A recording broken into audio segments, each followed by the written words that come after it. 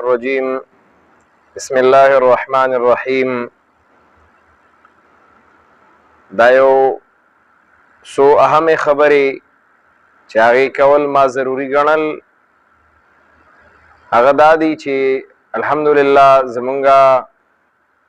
په دې کلي کې یو فلاحي تنظیم په نوم باندې کار روان دی او د هغې یو پیج ملګرو جوړ کړی دی چې د هغې په ذریعه باندې الحمدلله په کلي کې ډېر زبردست طریقې سره کارونه د مخکې نه هم کېږي او را روان دي. زه د هغې دا بهترینې کارکردګۍ په بنیاد د هغې ایډمنانو ته دا د هغې شکریه ادا کوم چې هغې دا یو بهترین قدم اخیستی دی او د کلي کم خبرې ضروري دي هغه د دې ایسوړي فلاحي تنظیم واتساپ پیج په ذریعه باندې هغه دی حل کوي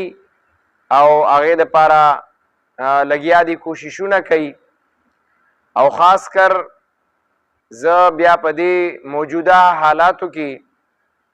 چې په دې موجوده حادثې کې د دې پیج او د دې ایډمنانو او د دې ممبرانو او د دې اراکینو کم کردار ادا که نو زه د هغې شکریه ادا کوم او هغې ته سلام کوم چې ډېر بهتر انداز باندې په دې لویه حادثه کې هغې یو ډېر عظیم کارکردګي وکړه. که هغه د پیج ملګري او اراکین هغه که د دې ملک دي او که هغه د دې ملک نه بار بیروني ملک کې دي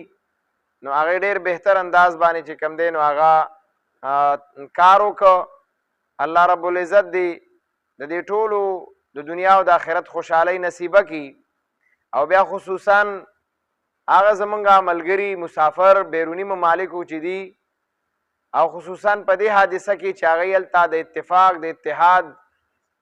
او د خان اعظم په دې حادثه کې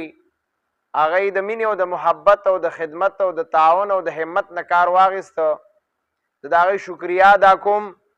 الله رب العزت دی دوی له د هغې ډېر عوضونه ورکړي او دارنګې د ملک او د وطن او د کلي په سطح باندې چې زمونږ د تنظیم کمې هلې ځلې او کمې منډې او کم محنت او کم همت هغه وکړه او کم خدمت کوي لګیا دی. الله رب العزت د دوی له مزید ترقي ورکړي. د دې مشران د دوی کشران د دوی اراکین د دوی چې څومره دي الله دې د دوی ترقیانې نصیبه کړي او الله دې د دوی دنیا او آخرت هغه ښایسته کړي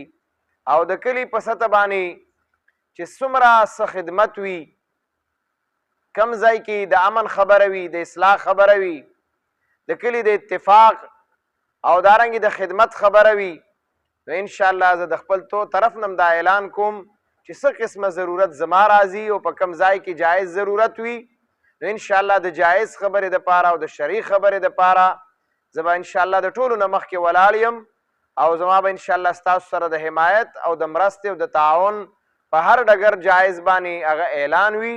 او الله دې دا تنظیم او دا ملګري د دې کلي الله دې د دنیا او د آخرت په خوشحالو باندې مالامال وګرځوي. واخر دعوانا الحمدلله رب العالمین.